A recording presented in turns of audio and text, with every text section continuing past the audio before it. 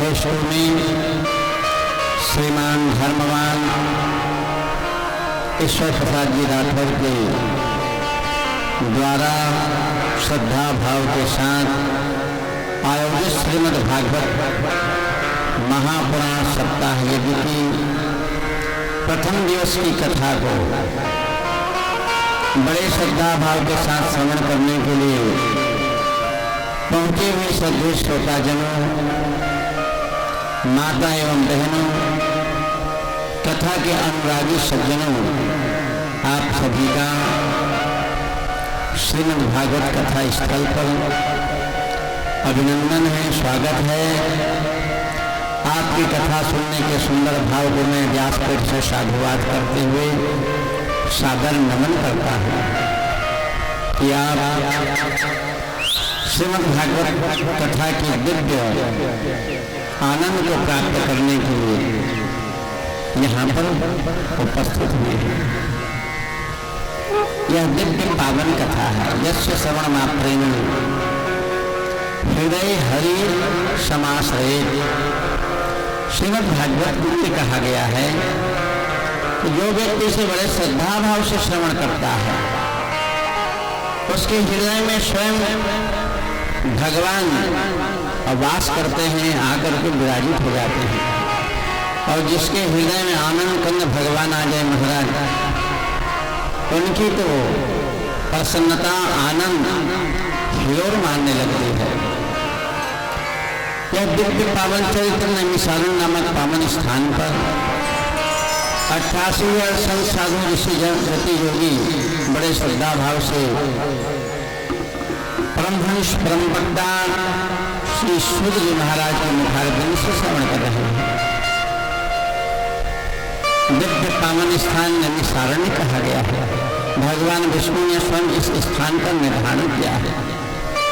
कथा आती है, एक बार भगवान के सम्मुख समस्त देव ऋषि संत साधु पहुंचे हैं और फरियाद किए हैं, निवेदन किए हैं कि प्रभु कली काल का समय आगमन हुआ है, कलयुग आ गया है इस धरा धरती पर। और जहाँ कहीं भी हम कथा आदि के लिए एकत्रित होते हैं, कोई न कोई प्रकार से विघ्न रुकावट, किसी प्रकार के मन में व्यथा चिंता अथवा आलस्य निंद्रा तंद्रा, ये कलयुगी माया ला करके हमारे ऊपर प्रभावित कर देते हैं। हम श्रद्धा भाव से कथा के लिए निकलते हैं, आयोजित करते हैं, परंतु किसी न किसी कारण से हमारी श्रद्धा जो है अवरुद्ध होती चली जाती है, रुकती चली जाती है। तो हमें ऐसे दिव्य स्थान निर्धारण करिए और हमें सुपुर्द करिए, प्रदान करिए, ताकि उस स्थान पर हम कथा सुनने को एकत्रित हों तो सुंदर मन से हम कथा श्रवण करें, हमें किसी प्रकार की कलयुगी माया ना घेर सके। उस समय भगवान श्रीहरि के हाथों में नेमी नाम के चक्र विराजमान था। भगवान ने कहा, यह चक्र मैं अपने हाथों से मुक्त करके पथ प्रदर्शन के लिए छोड़ रहा हूँ। तुम लोग इसके पीछे पीछे जाना, जहाँ कहीं पर इसके प्रकाश ओरा प्रकाश पुंज जिस भूमि पर समाहित हो जाए वह भूमि पावन माना जाएगा।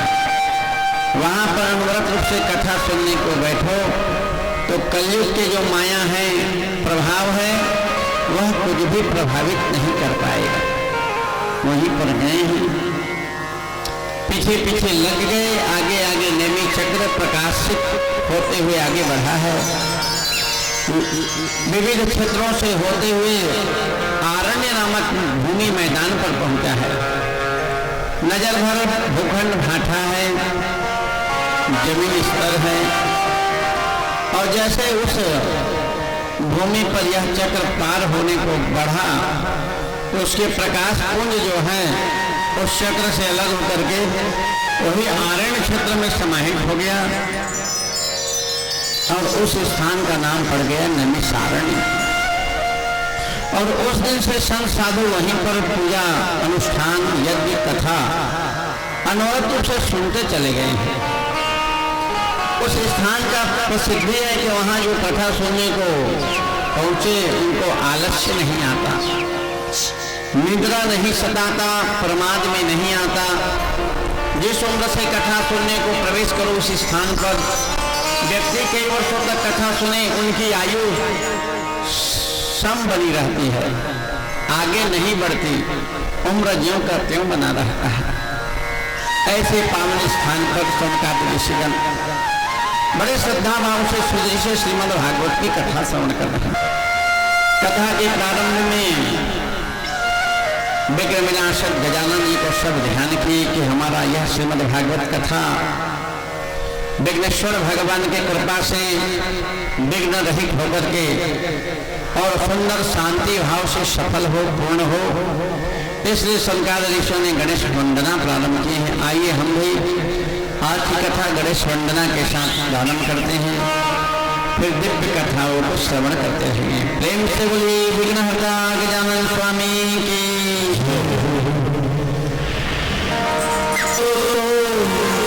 मिट जाए विघ्न सारी, तुम जो कृपा करो सो मिट जाए विघ्न सारी। गौरी सुंदर राजा गणनायक जगमुखधारी, गौरी सुंदर राजा गणनायक जगमुखधारी। तुम जो कृपा करो मिट जाए विघ्न सारी, तुम जो कृपा करो मिट जाए विघ्न सारी। गौरी सुंदर राजा गणनायक गजमुखधारी, गौरी सुंदर राजा गणनायक गजमुखधारी।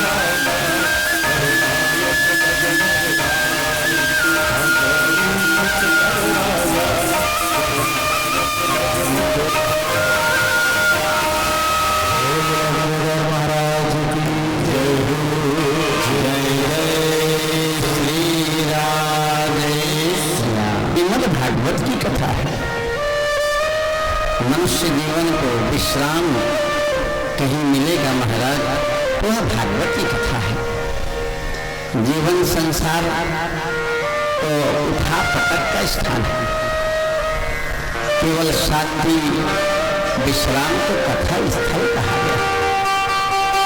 इसलिए बड़े श्रद्धा है उस कथा को श्रवण करना। श्रद्धावान लभते ज्ञान, जो श्रद्धा के साथ श्रवण करता है उसे इस भागवत की दिव्य ज्ञान प्राप्त होता है। जिस भागवत की कथा को श्रद्धा भाव से प्रेत ने श्रवण किया, उस प्रेत की योनि छूट जाती है और दिव्य लोक की प्राप्ति होता है। तो जब एक प्रेत श्रवण किया तो उसे दिव्य लोक की प्राप्त हुआ था, और भगवान ने भक्ति देवी को आश्वस्त किया है। जहां भगवान प्रकट होते हैं वहां भगवान कुछ दिए बगैर जाते नहीं है। भगवान ने कहा, भक्ति देवी क्या चाहती है, हम आपके सम्मुख प्रकट हुए हैं, जो कहोगे हम पूर्ण करेंगे। भक्ति देवी ने भगवान से यही निवेदन किया, प्रभु जैसे आज की भागवत कथा में आप प्रकट हो गए हैं, ऐसे भविष्य में जब कभी आपकी इस कथा को, इस भागवत की कथाओं को सुना जाए, वहां भी कृपा निधान आप प्रकट हो जाया करें। बस मेरी यही विनती है। भगवान ने भक्ति के उस निवेदन को स्वीकार किया है, और यही प्रसंग कल हमने आपको श्रवण कराया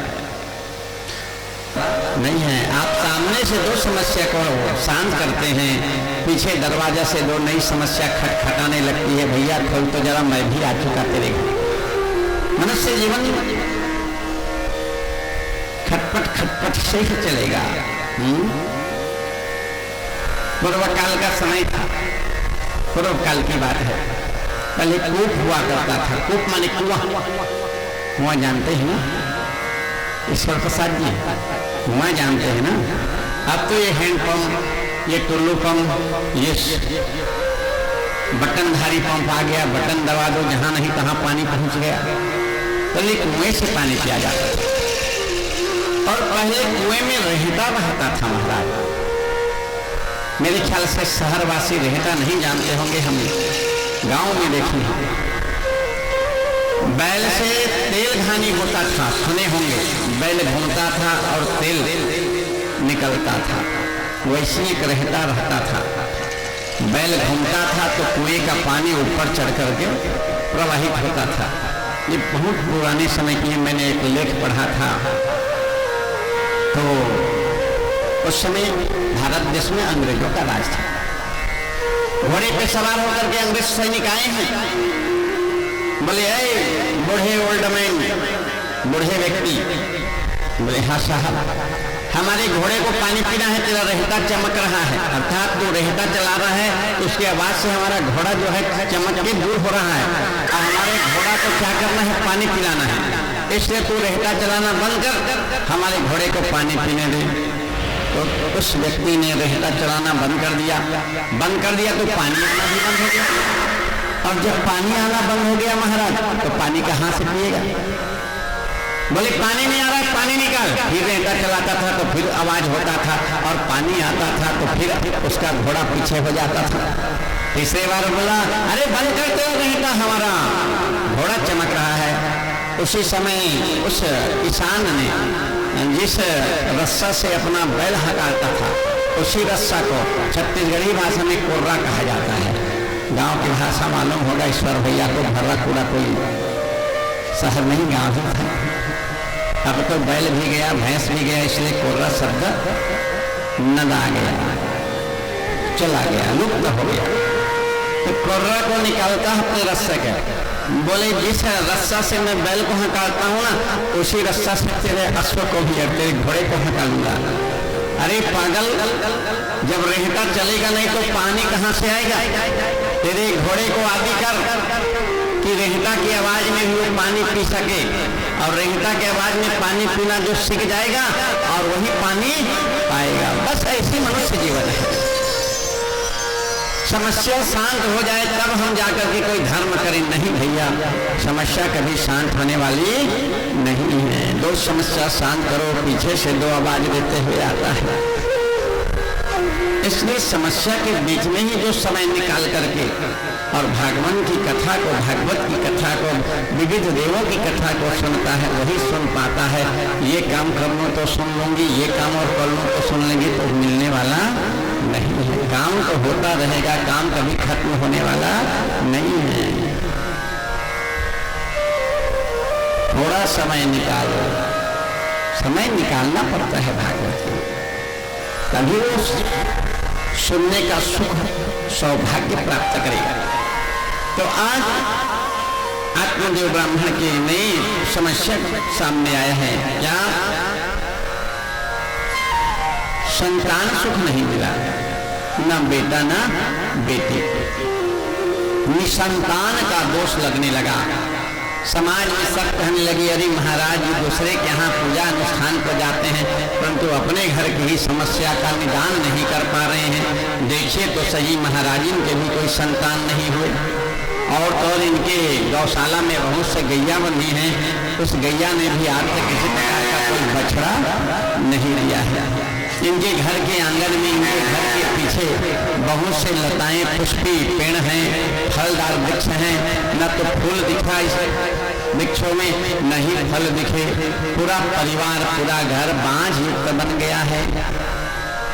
ये शब्द महाराज को बड़ा ही प्रभावित करने लगा। महाराज सोचने लगे, आते ही हर से नहीं, नैनन नहीं सने, तुलसी कहाँ न जाए, कंचन बरसे में। क्या था, उसके विपरीत काम करता। बेटा होम तिहारे आगी ला दे धुनकारी, धुनकारी कहाँ आगी लाने वाला है। एक लोटा पानी धरे आगी में डाल दे तो धुआं हो। गोकर्ण महाराज बुझे हुए आग को फिर से सूख जाता था, फिर प्रज्वलित करते थे और लेकर के पिताजी को कहते थे, पिताजी महाराज लीजिए मैं आग प्रबंध कर दिया हूँ, धूप डाल दीजिए भगवान के नाम से। प्रतिदिन शिकायत आता था धुनकारी का कि महाराज जी आप अपने बच्चे को संभालो, हमारे बच्चे के खाने को लूट लेता है, पैसा को निकाल लेता है, हमारे बच्चे को धकेल देता है। कभी किसी के यहाँ का सामान चोरी करके ले आता था, कभी किसी बच्चे को धकेल देता था। रोज शिकायत और रोज माँ से खर्च पैसा ले करके और खर्च कर देता था। महाराज ने कहा, देख धुमली ब्राह्मण कुमार है और महाराज के लड़का के शिकायत शोभा नहीं देवे, इसको पैसा देना बंद करने को मैं तुझे पैसा देना बंद कर दूंगा। और महाराज ने महाराजिन को पैसा देना बंद कर दिए। तो महाराजिन ने धुनकारी से कह दिया कि बेटा अब मेरे पास कोई पैसा शेष नहीं है, क्योंकि तुम्हारे कारण तुम्हारे पिताजी मुझे किसी प्रकार के रुपए पैसा नहीं दे रहे हैं। अब जो कुछ तुम्हें रुपए पैसा की जरूरत है पिताजी से जाके मांग। धुनकारी चला गया पिताजी के सामने। उस समय धुनकारी की आयु लगभग 11 वर्ष का हो चुका था। पिताजी हमें पैसा दो। पिताजी ने कहा, बेटा जितनी आवश्यकता उतना तुम्हें हम दे देते हैं, और आवश्यकता से अधिक पैसा मांगना अथवा देना और कुमार्गी बना देता है। जितनी आवश्यकता उतनी खर्च करिए पुत्र पर पुत्री पर। बेटा 11 साल के नहीं हुए हैं, पिताजी मैं मोबाइल नहा मुला देवा 16,000 कहा थे, भजले हरी हरी हो गया। हाँ बिल्कुल नहीं, जब जरूरत हो कॉल करना है मेरे मोबाइल से कर लो, अपने मित्र से कुछ पूछना है बताना है, अलग से मोबाइल की क्या आवश्यकता हो। आवश्यकता से अधिक पुत्र पुत्री की मति को, वृत्ति को, मन को कुमार्गी बना देता है। इसलिए महाराज ने मना कर दिया। उसी समय धुनकारी अपना हाथ उठा करके पिता पर प्रहार करने जा रहा था कि पिताजी मुझे पैसा देते हैं कि नहीं। ऐसे कह करके जैसे वार करने जा रहा था, उसी समय गोकर्ण महाराज ने आकर के धुनकारी के हाथ को पकड़ा है। नहीं नहीं भैया, ये क्या करने जा रहे हैं? ये हमारे पिताजी हमारे परवरिश करता है, जब से इस धरा धरती पर आए हैं हमारे पालन पोषण के लिए निरंतर लगे हैं। माता है, पिता है, गुरु है, देव है, इनकी कृपा हर बालक पर बना रहता है। कभी इनके जीव नहीं दुखाना चाहिए। पिता के हम कर्जदार हैं भैया, इन्होंने हमें अपनी उंगली पकड़ा करके चलना सिखाया है, और आज हम चलने सीख गए हैं तो पिता पर प्रहार, ये शोभा नहीं देता है। जीवन में माता पिता की बड़ी कृपा होती है महाराज। भले हम एहसास नहीं करते, समझ नहीं पाते, आज जिस रूप में हम बैठ करके भागवत सुन रहे हैं, हम कह रहे हैं, ये सब माता पिता का देन है। माता पिता के विशेष आशीर्वाद के ही परिणाम है कि आप इतने बड़े पद में पहुंचे और सुंदर भवन आपका निर्माण हुआ और आज भागवत की कथा सुन रहे हैं। माता पिता प्रभु गुरु चरणों में वंदन बारंबार के हम पर किए बड़ा उपकार। हर मनुष्य के जीवन में गुरु है माता पिता का बड़ा ही अनुग्रह रहता है। आइए भाव से हम भी अपने माता पिता गुरुओं को नमन कर लें कि उनकी कृपा से हम आज ये भागवत की कथा को प्राप्त किए हैं। माता पिता प्रभु गुरु चरणों में वंदन बारंबार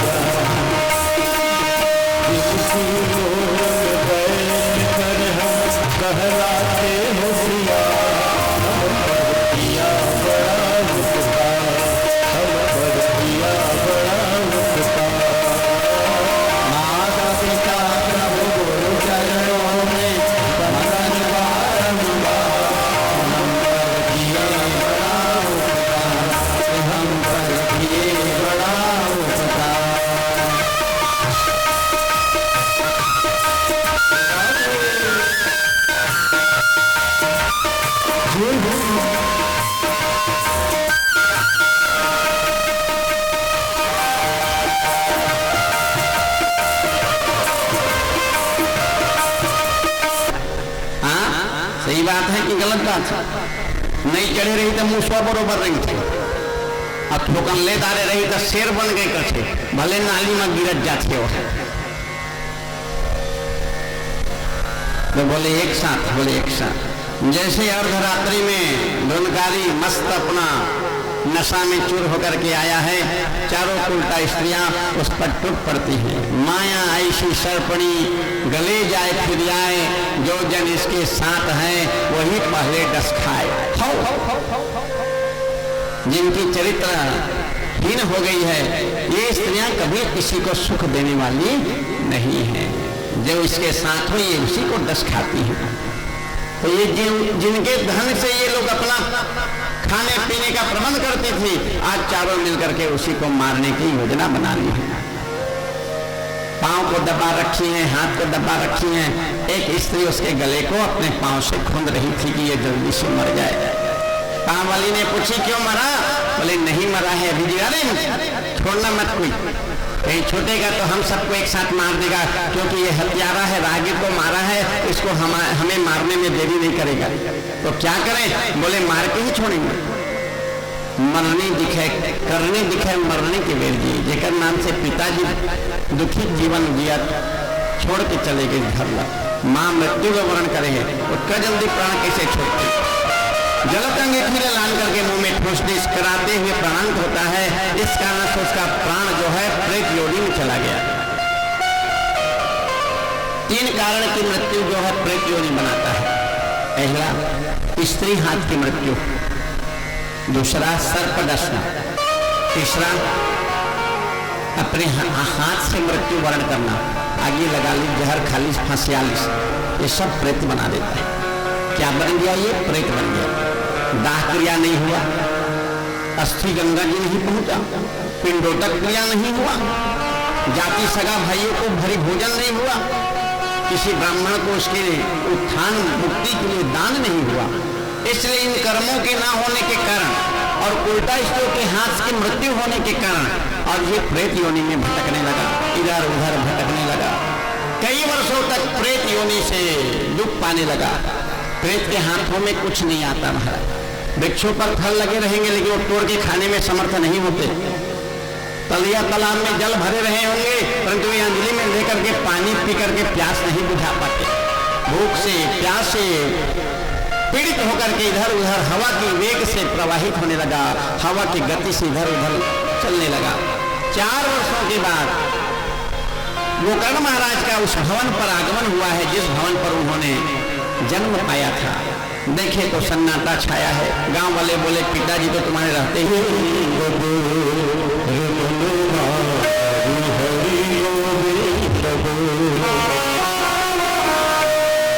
हरे हरे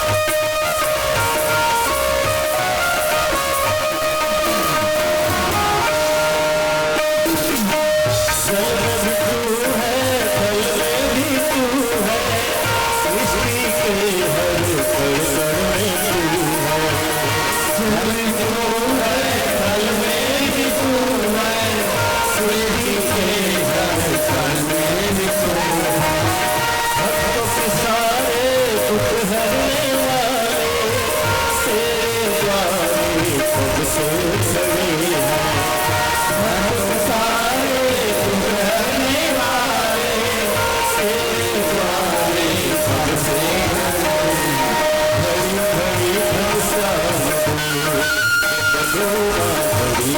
फलसा हरी हरी गोविंद हरी हरी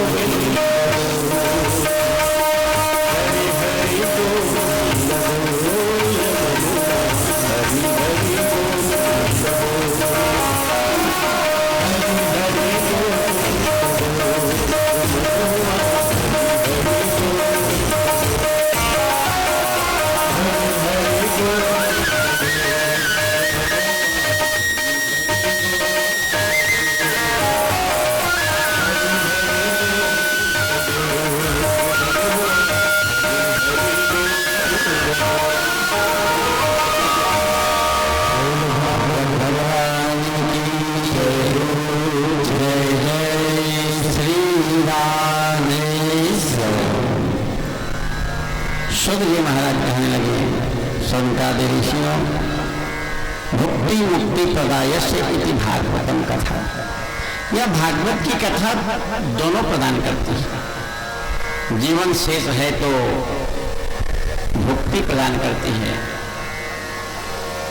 समृद्ध जीवन प्रदान करती है, धन धान्य से परिपूर्ण करती है, और जीवन पूर्ण हो गया, यही भागवत कथा मुक्ति भी प्रदान करती है। सर्व शोक विवर्जनम इदम भागवतम श्रुत्वा।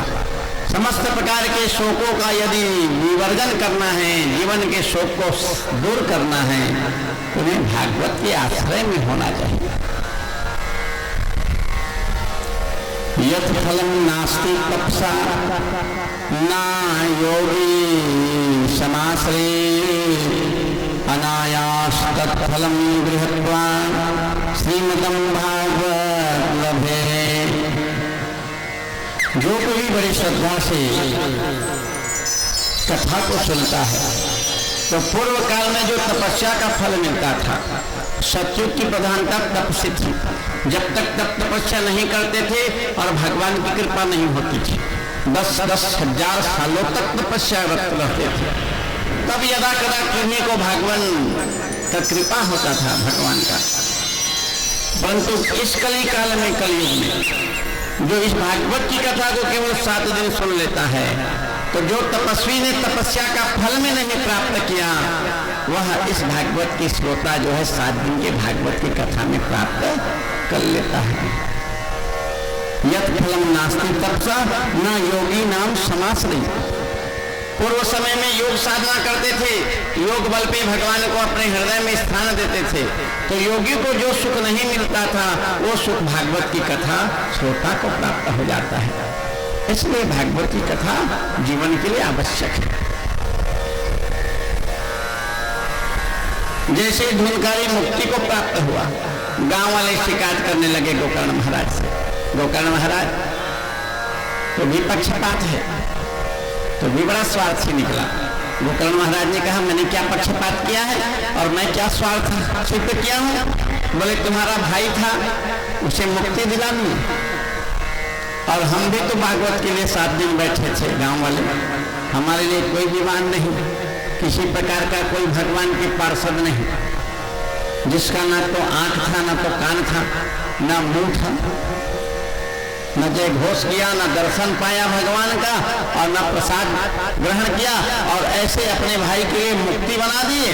विमान आ गया भगवान के पार्षद लेकर के। हमारे तो कान थे जो 7 दिन तक सुने हैं, हमारे तो आंखें थी जो भगवान को निहारते थे, तुम्हें देखते थे, हमारे तो मुख थे जिसमें जय घोष के समय जय बोलते थे और प्रसाद के समय प्रसाद भक्षण करते थे, और हमारे लिए कोई विमान नहीं, और जिसके लिए न शरीर था, न तन, न मन, केवल एक प्रेत आत्मा था, और उसके लिए तुमने विमान का प्रबंध करा दिया। तुम्हारा यह भागवत का वाचन और जो स्वार्थ परक नहीं तो क्या है, पक्षपात है।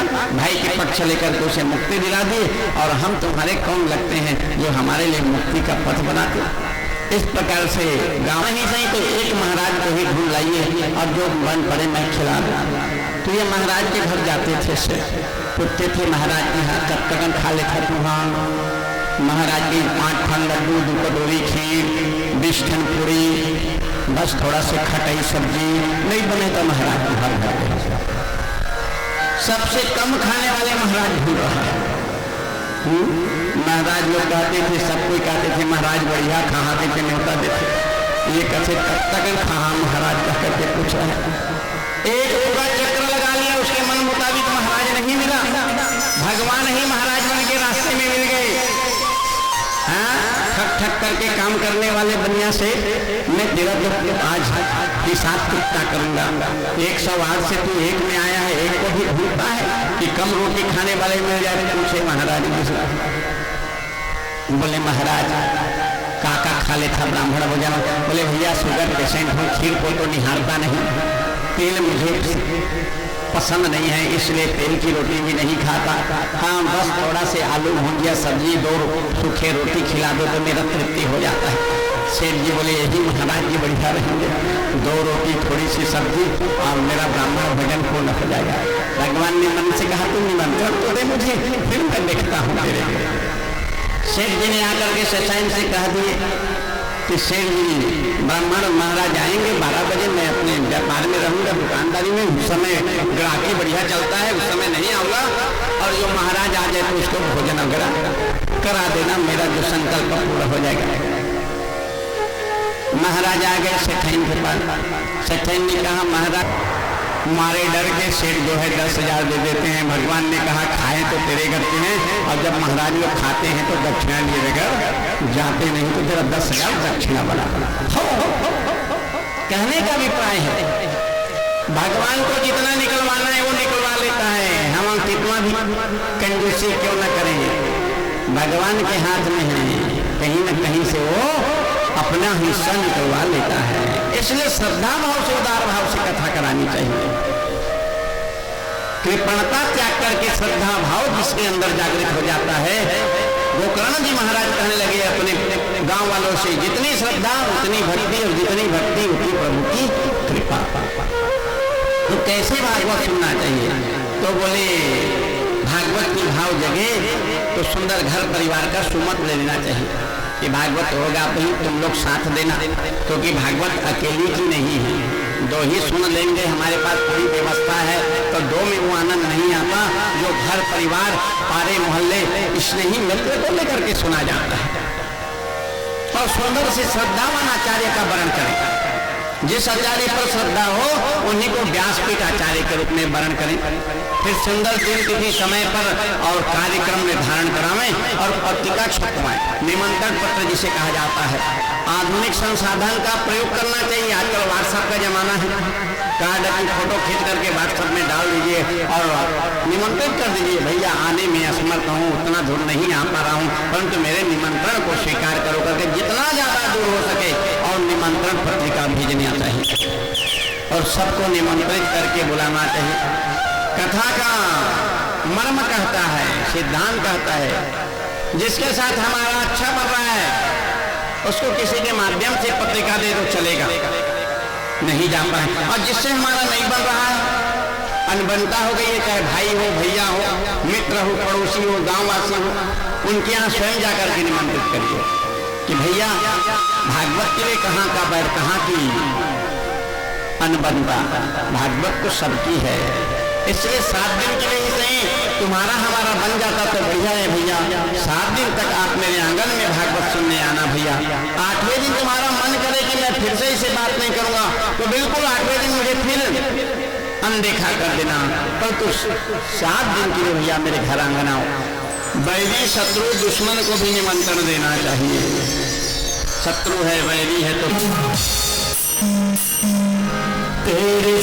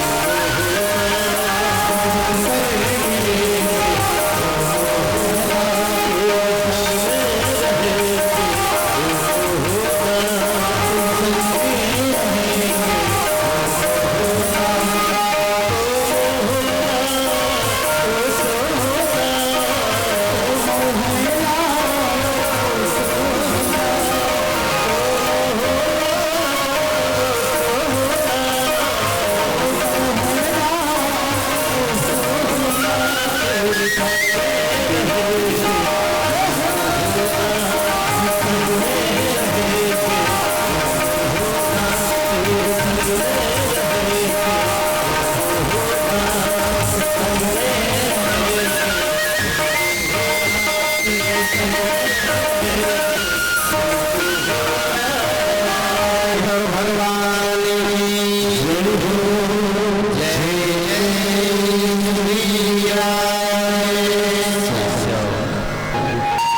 इस विधि से जिसने भी भागवत की कथा को श्रवण किया भगवान की कृपा प्राप्त हुआ है।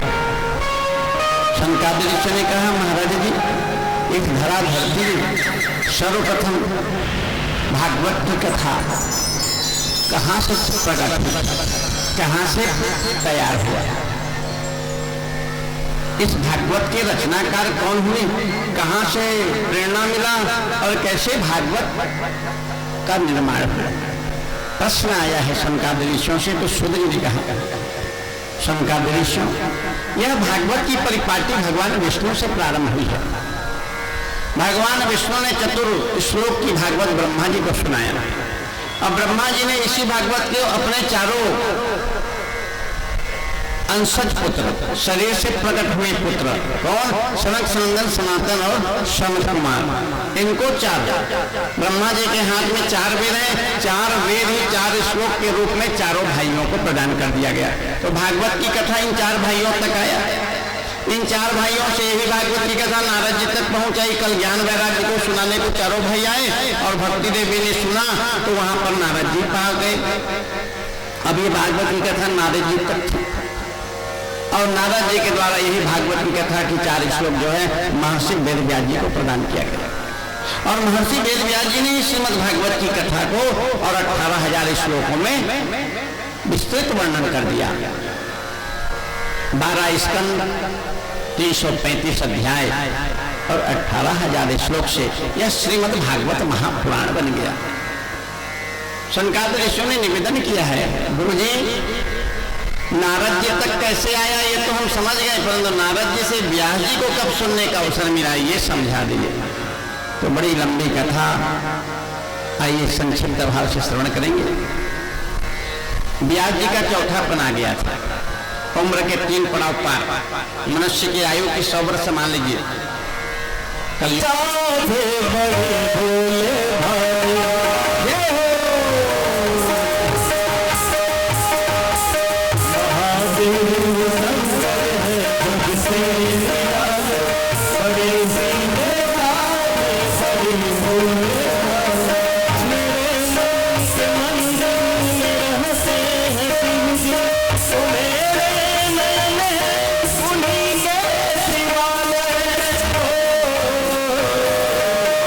से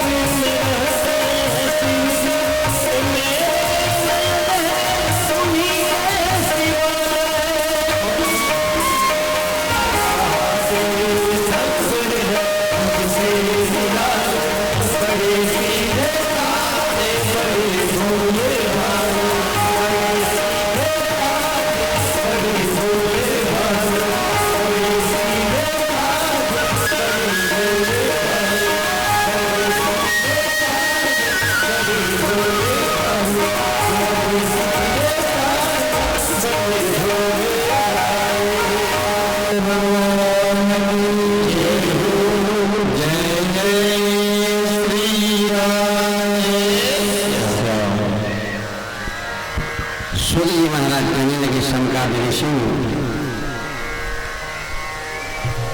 भगवान भोले बाबा इतने भोले हैं कि व्यास जी की कुछ ही दिनों की तपस्या राधु से प्रसन्न हो गए। महादेव महादेव यो बदे प्रथमं सर्व पाप विमोचनम द्वितीयं स्वयं शिव जी के लिए कहा जाता है। भगवान भोले आशुतोष नीलकंठ कितने हैं, सीधे साधे हैं कितने, तो कोई श्रद्धा भाव से निष्कपट भाव से छल छिद्र छोड़कर अहंकार गर्व को त्याग करके कोई एक बार प्रेम से भी महादेव कह दीजिए तो महादेव कहते हैं जाओ तुम्हारे जन्म जन्मांतर के पाप धो दिया।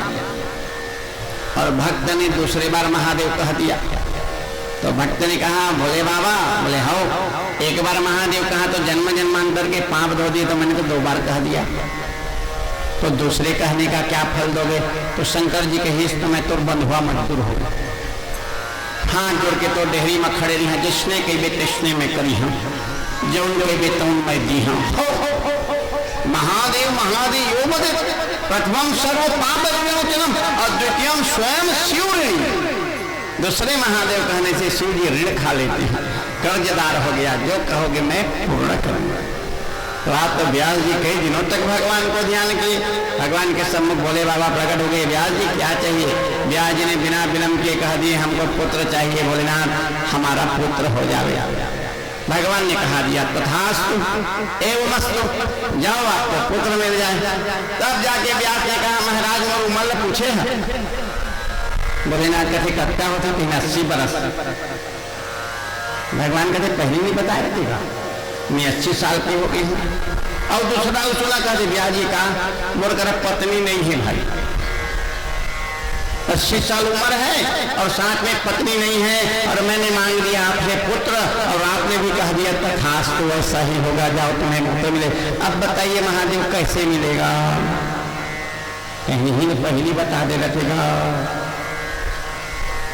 व्यास जी कहने लगे पहले बताता तो कैसे मिलता, इसलिए तो आपका ध्यान भजन किया हूँ ताकि भोले बाबा कोई पूछते नहीं, कोई जोड़ते नहीं, बुरा भाग नहीं करते और देते जाते हैं। अब तो भगवान कहीं तो नींद पक्का मोर नींद उजड़ गया।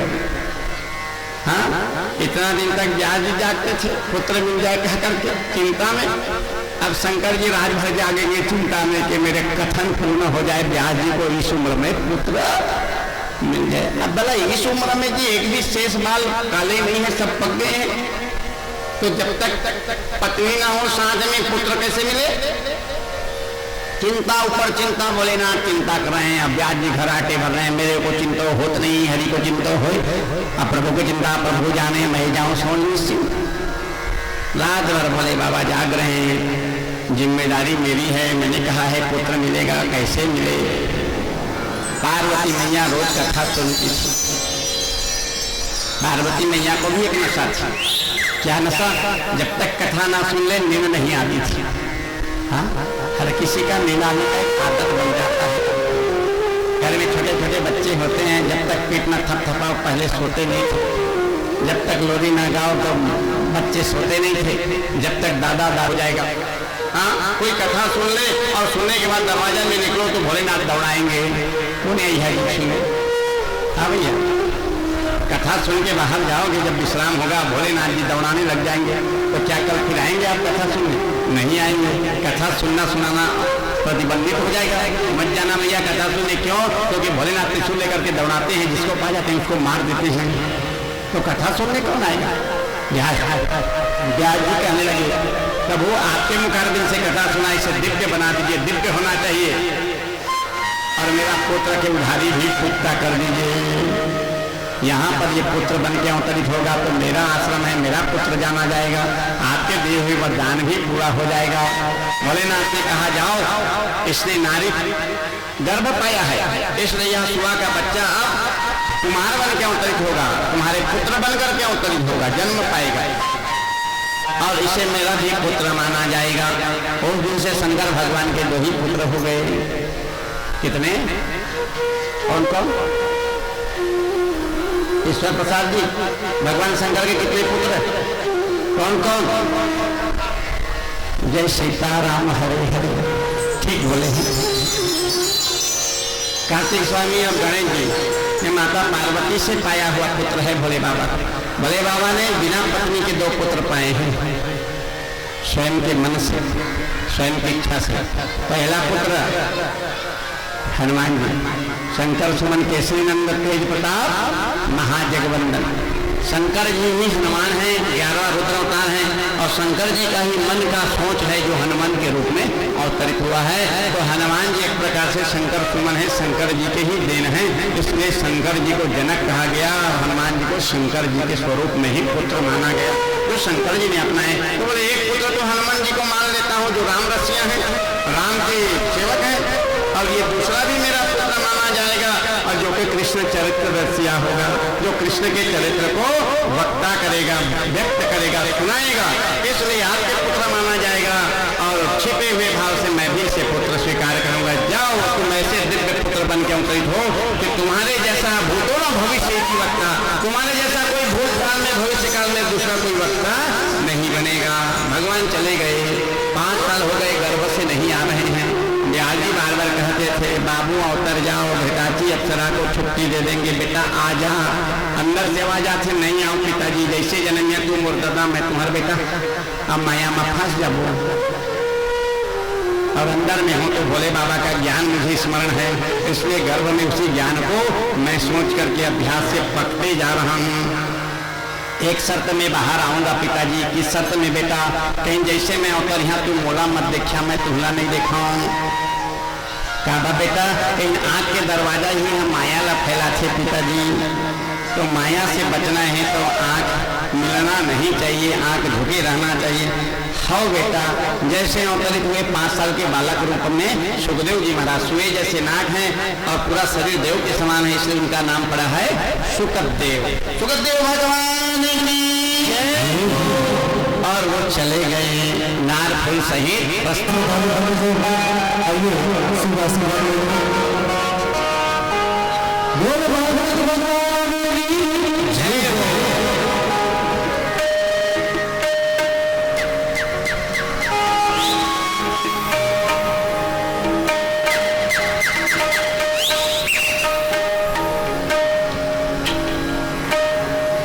हरि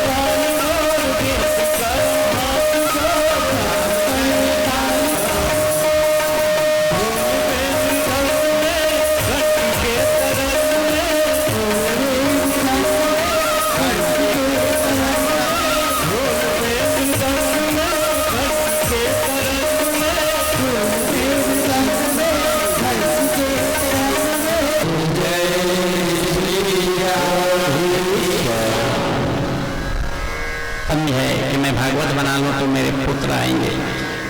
2-4 करते करते माह भर व्यतीत हो गए, अभी तक बाबू नहीं आया व्यास जी के आश्रम में। व्यास जी ने सोचा उम्र काफी अधिक हो गया है, बाबू के इंतजार करते करते तक भागवत तो मेरे में ही समाहित रह जाएगा, किसी को थोड़ा बहुत देना पड़ेगा।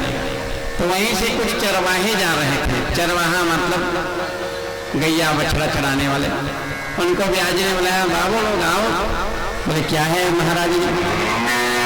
बोले कुछ जानते हो कथा भागवत कीर्तन रामायण सत्संग?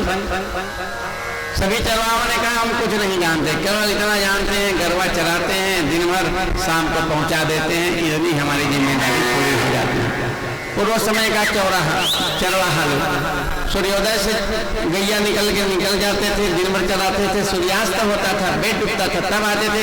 वही गौ के धूल खुरी से उड़ने वाले धूल को गौधूली कहा जाता था।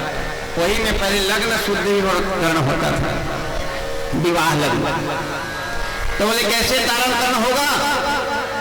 चरवाहा ने कहा ये जिम्मेदारी तो आपकी है, क्योंकि ब्राह्मण को अग्रणी कहा गया है, 3 अन्य वर्णों का जनक ब्राह्मण को कहा गया है। ब्राह्मण से सब शिक्षा पाते हैं। यदि कोई समाज का एक व्यक्ति शिक्षाहीन हो जाए तो उसका जिम्मेवारी ब्राह्मण को ठहराया जाता था कि महाराज की गलती के कारण इस व्यक्ति ने मुक्ति नहीं पाया, सत्संग नहीं पाया, कीर्तन नहीं पाया। तो सभी चरवाहों ने कहा महाराज ठेकेदार तो आप हैं, हमारी मुक्ति कैसे होगी, क्या होगी आप जानो। राजा का काम है न्याय करना, पुलिस का काम है चोर अनीतिवान को दंड देना, मास्टर का काम है पढ़ाना लिखाना, पटवारी का काम है खेत किसानी का नाम जोग करना, सबकी जिम्मेदारी मिला है। ऐसे ही ब्राह्मण समाज को मिला है 3 वर्णों का उद्धार कराना, क्षत्रिय वैश्य शूद्रों का उद्धार कराना, ये ब्राह्मण की जिम्मेदारी है। यदि ये तीनों का उद्धार न हो तो कसूरवार ब्राह्मण को ठहराया जाता है। व्यास जी ने कहा ठीक कह रहे हो भाई, मैं ही कुछ सिखा दूं। बोले भागवत सुनने का अवसर मिलता है? बोले नहीं मिले महाराज, जब जब गाँव में भागवत होते बिहने ले गरुआ ले जाता हूँ, शाम के आथन 2 घंटे बाद जाते, आरती हो जाती, प्रसाद लपा था ना, वो पूछना नहीं पाए ना बेटा। तो चलो कुछ भागवत के श्लोक ही सुन लो, और भागवत के श्लोक को सुना दिया। सुनिस तो कुछ मन को कुछ समझिस। हो हर किसी को भागवत का मर्म नहीं आता कि कितना प्रभावशाली है। बहुत जन आदमी तो ये भी नहीं जान पाएगी कि मनुष्य तन का है, तत्का महत्व के, कब के कीमती के। कई जन्म मनुष्य ले लेके वो नष्ट हो जाते, पतन हो जाते, तब वो नहीं चेक है कि मैं मनुष्य जन्म पाए रहे कर का उद्देश्य हो बड़ी कीमती है हमारा यह तन, है ना भैया? तो ना समझ लोग समझते कैसे नहीं कि तन की कितनी गरिमा है। हाँ ईश्वर प्रसाद जी, यदि हम आपको कहें कि आपके हाथ में 5 उंगली है, एक अंगूठा काट के हमको दे दो, 5000 ले लो, देंगे भैया कोई? हाँ 2 हाथ है, एक हाथ से काम चल जाएगा, इतना काट कर दे दो और 1 लाख ले लो, कोई देना चाहेगा? नहीं देगा। किसी व्यक्ति को बोला जाए 1 आंख दे दो भैया, 1 आंख से भी काम चल जाएगा, देखना ही तो है, और 2 लाख ले लो, कोई देना चाहेगा? नहीं चाहेगा। तो जब 1 आंख 2 लाख में भी देने को तैयार नहीं है, तो पूरी शरीर की वर्णन किया जाए तो कई करोड़ की है, परंतु चढ़ाने वाले 150-200 का चढ़ाते हैं, और क्यों दाम लगा देते हैं?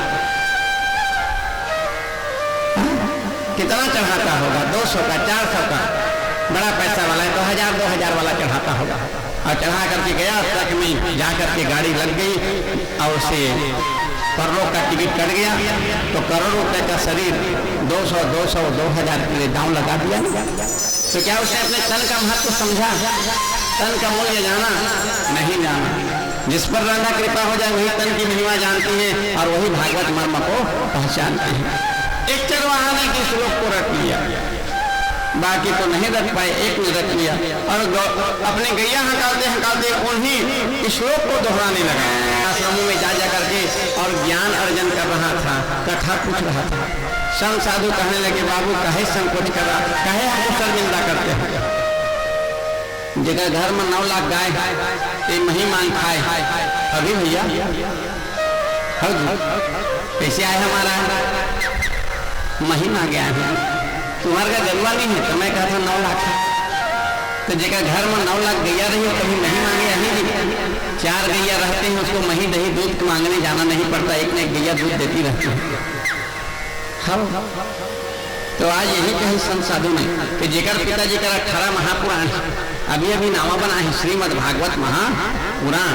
आज जेकर बेटा कहा थे छोट छोट आश्रम वहाँ के महाराज कथा सुना देवा, महाराज कुछ ज्ञान दे देवा, तो काबा हमला शर्मिंदा करा था बाबू सुखदेव, ज्ञान सीखना है तो ज्ञान के सागर तुम्हारे पिताजी हैं, तुम पिताजी के पास जाओ। सुखदेव जी सोचने लगा 5 साल में पिता को छोड़ के आया हूँ, अब किस मुंह से पिताजी कहते हुए जाऊँ। परंतु आज सुखदेव ने सुन लिया उस श्लोक को, जिस श्लोक को व्यास जी ने सिखाया था चरवाहे को, और चरवाहा भी टूटी फूटी भाषा में उस श्लोक को पढ़ रहा था, दोहरा रहा था। और दोहराया तो क्या सुन लिया सुखदेव जी ने, अहो बकियम मिश्रं काल कुंठेन, अहो बकियम मिश्रं काल कुंठेन। जनक जी ने कहा उसका एक परीक्षा पास, और जनक जी दौड़े दौड़े गए हैं, बेटा सुखदेव तेरा एक परीक्षा पास हो गया रे। कौन सी परीक्षा? क्रोध रहित। तुमने 22 दिन तक खड़ा करा दिया दरवाजे में, ना बिना भोजन पानी का तू खड़ा रहा और कभी गुस्सा नहीं आया, शांत भाव से परीक्षा करता रहा। तो भागवत के वक्ता में गुस्सा नहीं आना चाहिए, ये पहला गुण है, तेरा पहला परीक्षा है। थोड़ा से कहीं व्यवस्था गड़बड़ा गए तो महाराज कहीं डांट पीट पिटा दे, नहीं मैं चाय पीना कथा तो दूध नहीं अमरा है, तो में महाराज के वक्ता है। भागवत के वक्ता की परिस्थिति जैसा क्यों न निर्मित हो जाए, उसे गुस्सा मान नहीं होना चाहिए, तभी वो भागवत का वक्ता कहलाएगा। पहला परीक्षा पास, आओ बेटा कह करके विश्राम कक्ष में ले गए हैं। जनक जी अंदर जाकर के सुंदर सुंदर युवतियों को, अपने राज्य के सुंदर सुंदर बालिका को, नवयुवतियों को 16 श्रृंगार करा दिए और 56 भोग लेकर के उन्हीं के हाथों से उस कक्ष में भेजे हैं कि जाओ, सुखदेव जी ने 22 दिन तक कुछ अन्न जल ग्रहण नहीं किया है, इसलिए तुम अपने हाथों से खिलाना। सुंदर सुंदर श्रृंगार करके कलाइयों में चूड़ियां, पाँव में पायलियां, कमर में करधनियां, लंबी चोटियां और सुंदर सद्ध की स्त्रियां गई हैं, कन्याएं गई हैं, नवयुवतियां गई हैं और बहुत भाव से प्रयास कर रही हैं कि हमारे तरफ देखे और हमारे पकवान को ये ग्रहण करे। कई घंटों तक प्रयास कर देखी, ऐसे ही बैठे रहे। सभी ने कहा, ऐ सुखदेव एक बार हमारे तरफ निहारो तो सही, देखो तुम्हारे लिए हम कितना सज धज कर आई हैं, तुम्हारे लिए पकवान लाई हैं, अपने हाथों से खिलाएंगे, एक बार इस पकवान की तरफ हमारे तरफ को देखो। सुखदेव ने हाथ जोड़ करके नीचे से करके कहा, नहीं माँ, मुझे इन सब की आवश्यकता नहीं है, मैं तो ज्ञान की पासा लेकर के आया हूँ, ज्ञान का भूखा हूँ, और जब तक ज्ञान न मिले मेरा भूख शांत होने वाला नहीं है, मैं ये भोजन का प्यासा भूखा नहीं हूँ। और माँ कह दिया, नहीं माँ। सभी नवयुवतियाँ संकुचित हो गई, अरे इसे अपने स्वरूप में मोहित करने को हम आई थी, इसलिए तो हमें माँ कह दिया, लज्जित होकर के चली गई। उसी समय आकर के जनक ने कहा, बेटा तुम्हारा तीनों परीक्षा पास। दरवाजे में क्रोध रहित था, यहाँ पे लोभ रहित है, 22 दिन नहीं खा रही भैया, और स्पेशल पकवान रही कोई छोड़ होगा।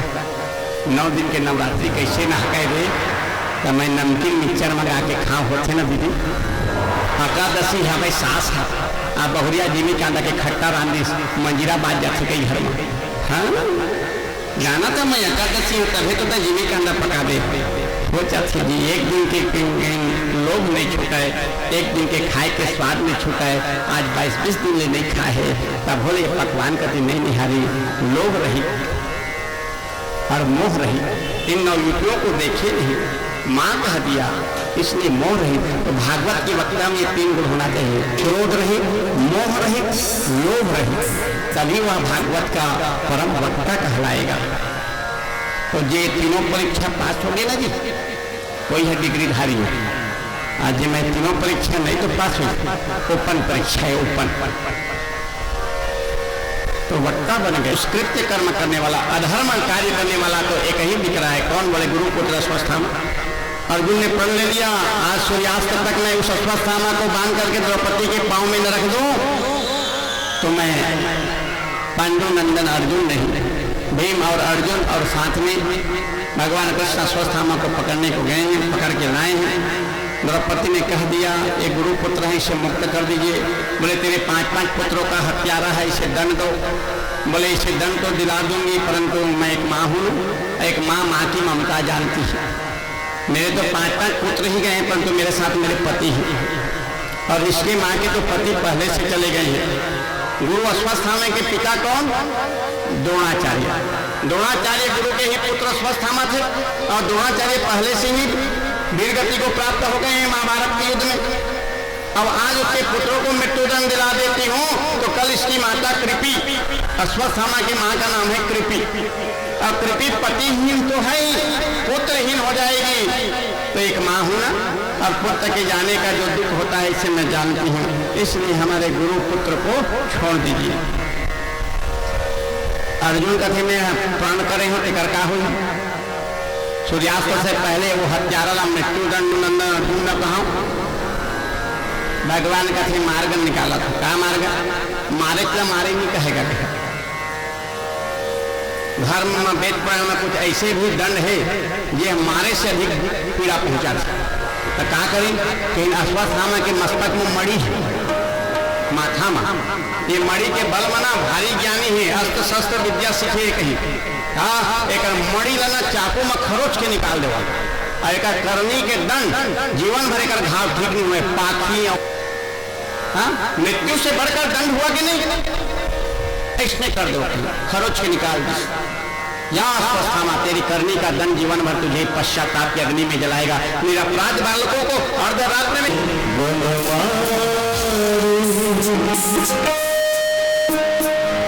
मेरी सुन ले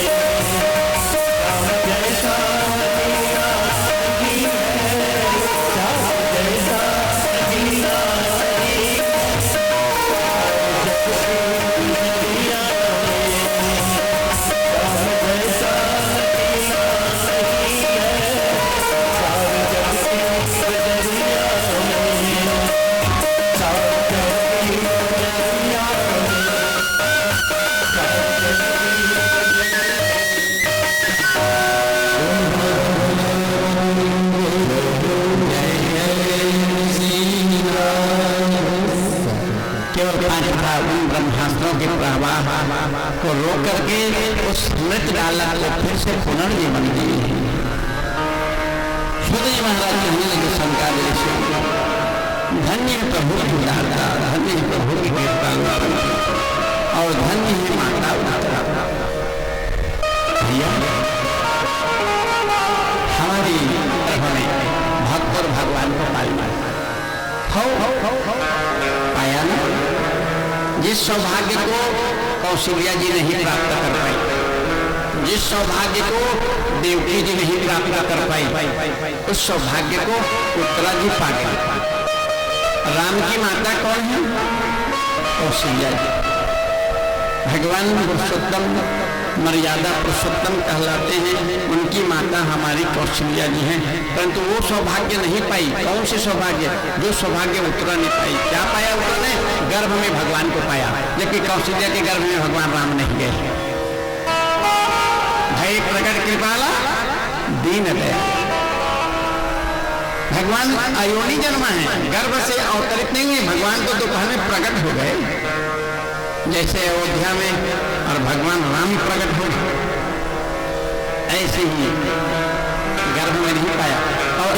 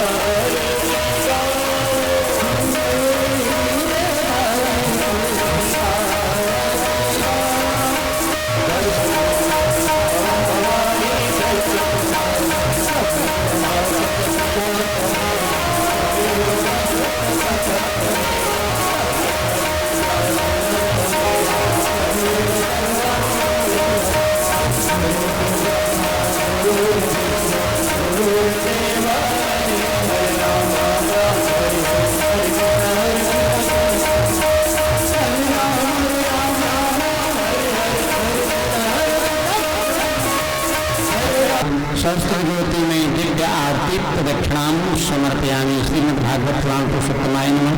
श्री राधे कृष्णाय नमः। तत्पश्चात आरती की थाल महाराज जी को दे दीजिए। हम सबकी भी रक्षा करें प्रभु, आपके शरणागत है। मंत्रहीनम क्रियाहीनम भक्तहीनम सुरेश्वर यद पूजितम मैं आदेव पूर्णम तदस्मै आवाहनम ना जानामि तवानो दत्तो गृहणाम परमेश्वर। न भाव भक्ति शैली है, न कविता सार गर्भित है, हृदय भावपूर्ण मंत्र पुष्पांजलि समर्पयामि। कोटि कोटि दंडवत नमस्कारम विजय। श्रीमद्भागवत भगवान की, श्रीमद्भागवत महापुराण की, लक्ष्मीनारायण भगवान की, उमा रामचंद्र भगवान की, वीर बजरंग बली की नारियों में विश्व का ओम हर हर हर महादेव शंभो। भोले